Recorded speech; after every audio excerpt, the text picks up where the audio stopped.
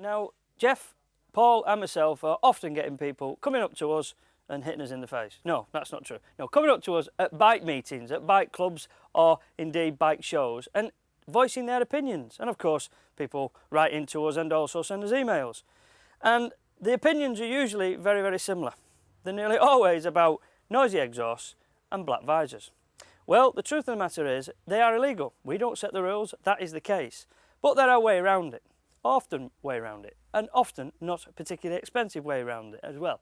So, for example, you can't have one of those on your helmet. It's not allowed. It's a black visor. It's illegal. You can't have one of those either. That's illegal because they let insufficient light through the visor in the daylight or indeed at night. So, what are the options? Well, you leave your clear visor on your helmet and you put something else on it instead. What you do is you consider putting these on.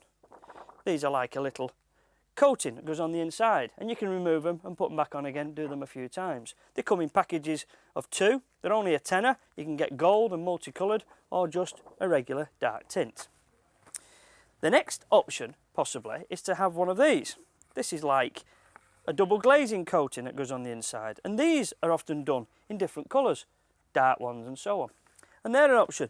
That's £10. There are different brands. Fog City is another brand that's been out a long, long time. Pinlock, there's another one. They cost a little bit more money, but they're very, very well made, and they last the duration of a winter.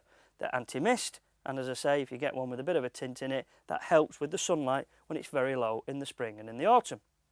There's another way around it. You can do something very, very trendy, very stylish. That looks like a regular tint, but it's holographic.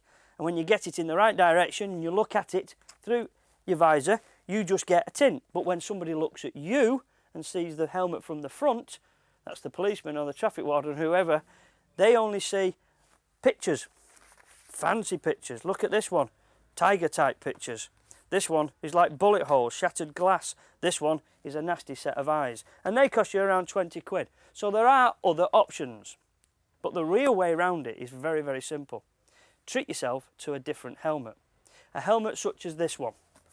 Now, there are many lift-up front helmets available from different brands. Now, you've seen helmets like this before. In fact, I've wore a few different types, different brands. Vemar, they produce one like this. There's K-Berg, there's MDS. In fact, there's flaming loads of them. And this particular one is a laser, but it's a little bit different. The different thing about this one is it's got a built-in black visor. Underneath the usual lift-up piece like that, here is a black visor. It's on the inside, and then when you don't require it, you lift it back up again. It's a great idea. Now you're thinking to yourself, well, I've already invested in a very nice crash helmet, thank you very much. I don't want to buy a new one. Well, think about it. If you can't see where you're flaming well going in spring and autumn because the sunlight is very, very low and very, very bright, and you actually hit something because you didn't see it, and test that fancy new crash helmet you've just bought, you'd be very grateful if you'd bought this one. You wouldn't have had the incident in the first place. Safety first, of course. So there is way around the legalities of a black visor. Adding some of these coatings, the hologram ones, which are a bit trendy, the simple black ones, which you can take on and off, or one of these, which will cost you around 200 quid. I wonder whether this is my size. Oh, it is. Be rude not to, wouldn't it?